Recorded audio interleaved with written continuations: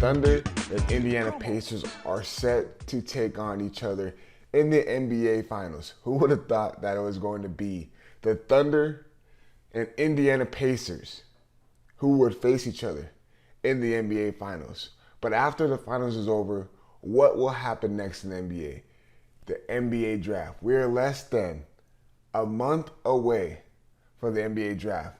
And we already know that there could be a potential move that could happen that may spark the league again.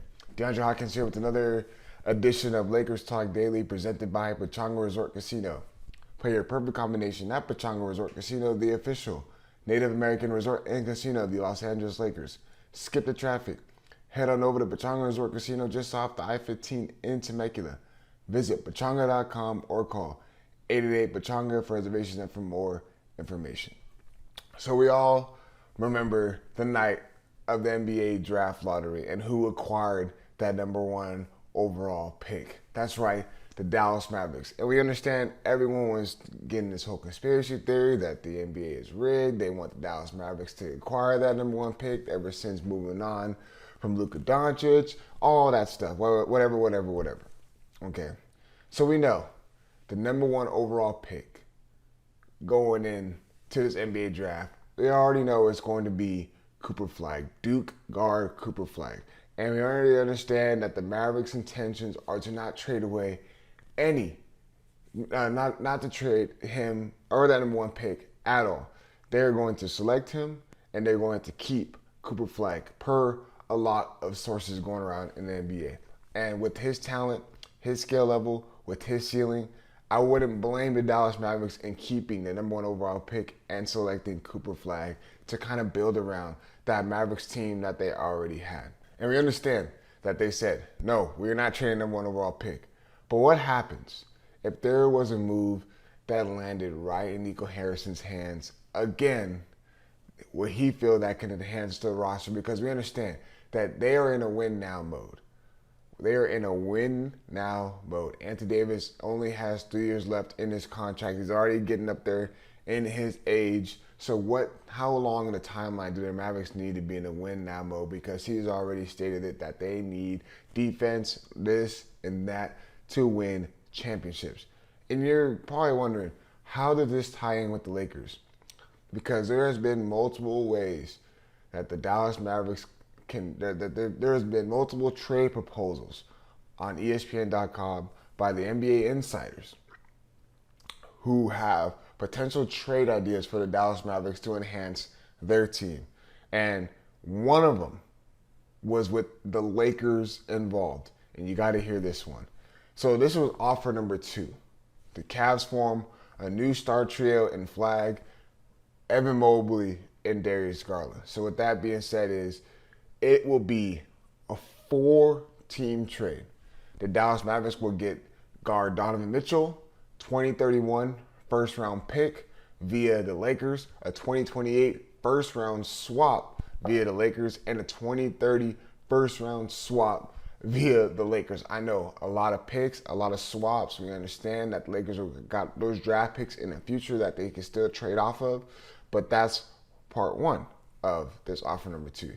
The Cleveland Cavaliers will get the 2025 number 1 pick in Javon Carter, Lakers guard Gabe Vincent, Maxi Kleber, and PJ Washington, and center Daniel Gafford.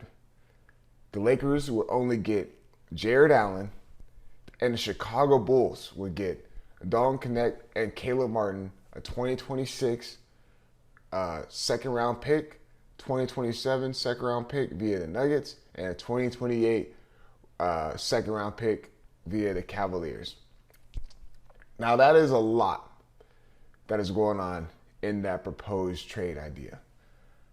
The Lakers, they put it in here that this reason why this will work for Lakers because the Lakers would get their long-desired rim-running center in Jarrett Allen, which I am a big fan of. I do believe Jarrett Allen would be a good fit for the Lakers, especially how the way Luka Doncic likes to play. You're going to get that lob threat. You're going to need a guy that has a soft touch around the rim, especially when you call it the pick and roll. Someone to dish it down to and still has an offensive game when they're on the catch. Not only has to only be a lob threat, but he can also be versatile offensively and be able to make a one move or two moves to be able to make a shot. And Jarrett Allen is a great rim protector, something that the Lakers deeply needed in the season, in the regular season, and also in the playoffs, especially against the Minnesota Timberwolves, and someone who can rebound the ball, be a certified glass cleaner. And that's why I'm a big advocate for Jarrett Allen. They said it makes sense as far as the cost of them not only getting a pick swap and don't connect, which they tried to send him to Charlotte for Mark Williams, and that whole deal didn't go down, but also another swap pick, a second swap pick.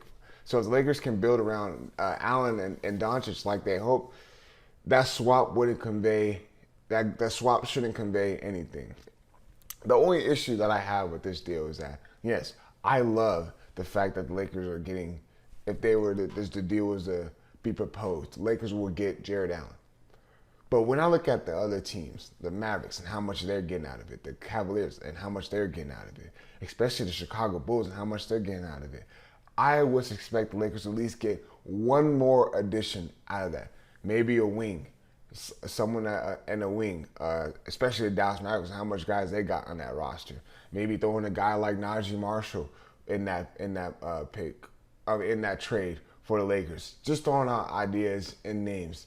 Obviously, the salaries and terms and contracts and all that stuff will have to take into effect.